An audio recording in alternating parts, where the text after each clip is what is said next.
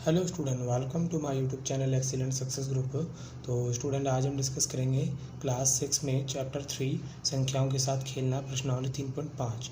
Question number 10 में दे रखा है, बिना भाग किए ज्ञात कीजिए क्या 25,110 में संख्या 45 से विभाज्य है। लेकिन कंडीशन ये है कि आपको बिना भाग दिए चेक करना है कि 25,110 में 45 का पूरा भाग जाएगा या नहीं, हाँ या नहीं।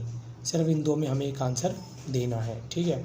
तो देखो, इसके लिए मैंने एक रूल लिखा हुआ, विभाज्यता के नियम के अनुसार यदि कोई संख्या एक संख्या से विभाजित होती है, जैसे कि 25,110 45 से अगर विभाजित होती है तो वह इस संख्या के प्रत्येक गुणनखंड से भी विभाजित होगी। तो 45 का जो गुणनखंड होंगे उससे भी ये संख्या पूरे विभाजित हो जाएगी। अब जैसे कि 45 है, 45 को मैं ऐसे ले सकता हूँ 5 गुणा में 9, क्योंकि 5 को 9 से गुणा करेंगे तो 45 ही आएगा, ठीक है। अगर इस संख्या में 5 का भाग चला गया और 9 का भाग चला गया तो डेफिनेटली 45 का भी चला जाएगा। क्यों? क्योंकि 5 को 9 से गुणा करने पे तो 45 आया है। तो हम इन दोनों के रूल को अलग अलग सेपरेटली चेक कर लेते हैं। 25,110 डिवाइड दिए 5 का। अब 5 का रूल ये होता है, जिस डिजिट के आखिरी में अगर 0 आ जाए तो वह 5 का पूरा भाग चला जाता है। मैं लिखूँगा 25,110 का अंत 0 से होता है, 0 से होता है, इसलिए यह 5 से विभाज्य है, ठीक है। जिस संख्या के अंत में 0 या 5 हो उसमें 5 का पूरा भाग चला जाएगा। वैसे ही 25,110 में चेक करना है 9 का रूल। तो 25 का करने के लिए सबसे पहले हम करेंगे इसका योग, यानी ऊपर के जो नंबर दे रखे हैं 2 + 5 + 1 + 0 डिवाइड बाई 9। 5 और 2 7 और 1 8 1 9। 9 में 9 का पूरा भाग चला जाएगा। अगर किसी संख्या के जोड़ में 9 का पूरा भाग चला जाता है तो संख्या में भी 9 का पूरा भाग चला जाएगा, ठीक है। यानी लिखेंगे 25,110 भी 9 से पूर्णतः विभाजित है। क्लियर? तो अगर 5 का भी चला गया और 9 का भी चला गया तो डेफिनेटली इसमें 45 का ही पूरा भाग चला जाएगा।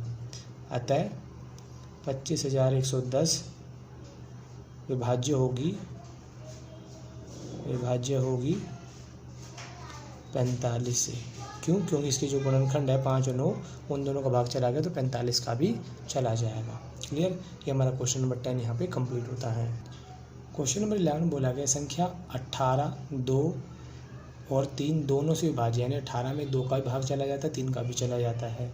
यह 2 गुणा 3 6 से विभाज्य हो जाती है, यानी 18 में 2 का भाग जा रहा है, 3 का जा रहा है, और 2 और 3 दोनों का गुणा करने पे जो 6 आ गया, 6 का भी 18 में पूरा भाग चला जाता है। इसी प्रकार एक संख्या 4 और 6 है, दोनों से विभाज्य है, यानी कोई संख्या है जो जिसमें 4 का भी भाग चला जाता है, 6 का भी चला जाता है। तो हम क्या कह सकते हैं कि 4 गुणा 6 24 का भी उस संख्या में भाग चला जाएगा, विभाजित होगी। यदि नहीं तो अपने उत्तर की पुष्टि के लिए एक उदाहरण भी हमें देना है। तो सबसे पहले वो नंबर लिखते हैं जिनमें 4 का पूरा भाग चला जाएगा।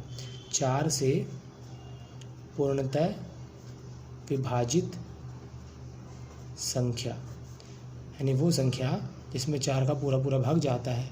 4 4 दूनी 8, 4 3 12, 4 4 16, 4 5 20, 4 6 24, 4 7 28, कंटिन्यू चलते रहेंगे। अब 6 से पूर्णतः विभाजित संख्या, 6 6 दूनी 12, 6 3 18, 6 4 24, 6 5 30, 6 6 36, कंटिन्यू चलता रहेगा। अब इनमें सबसे पहला नंबर देखो कौन सा मैच हुआ है, 12।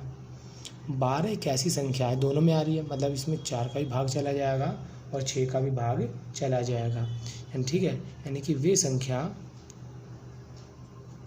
जिसमें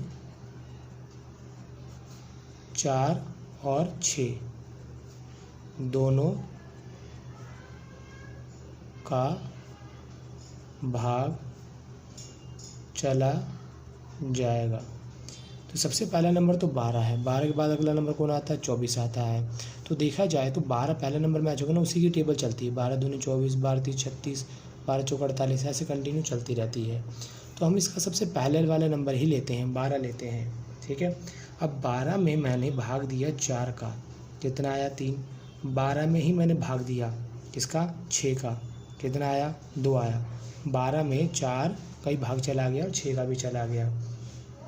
तो क्या 4 गुणा 6 24 का भाग जाएगा या नहीं जाएगा, ये भी हम चेक कर लेते हैं।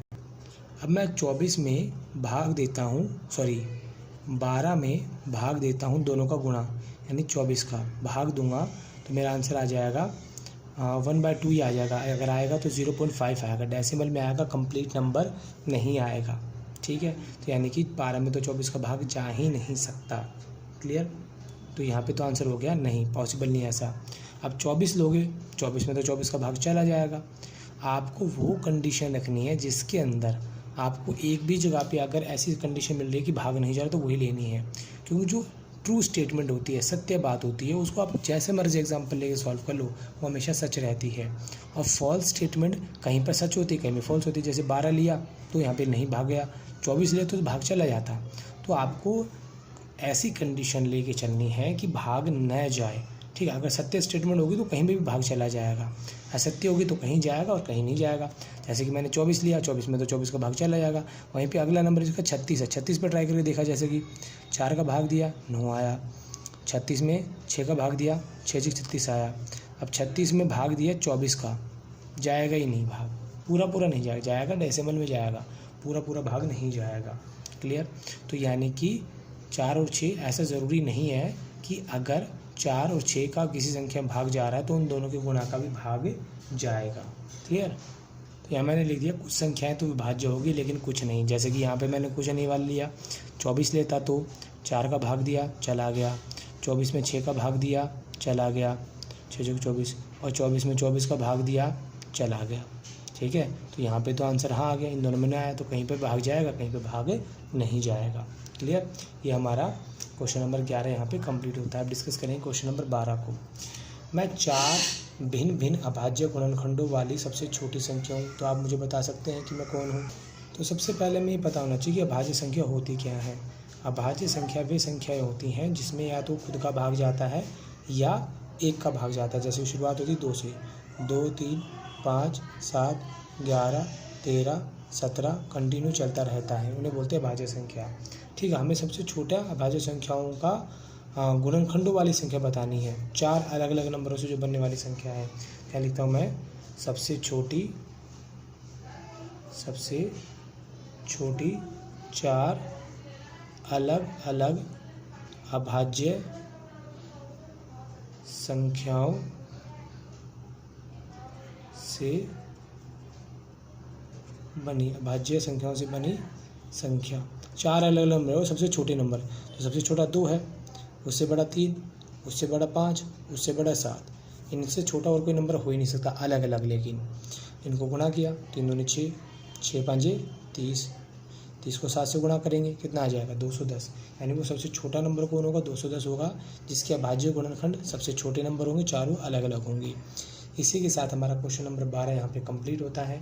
उम्मीद करता हूँ स्टूडेंट आपको क्वेश्चन समझ में आ गया होगा। अगर आपको वीडियो पसंद आया तो वीडियो को लाइक करें, शेयर करें, कमेंट करें और इस चैनल को जरूर सब्सक्राइब कर लें।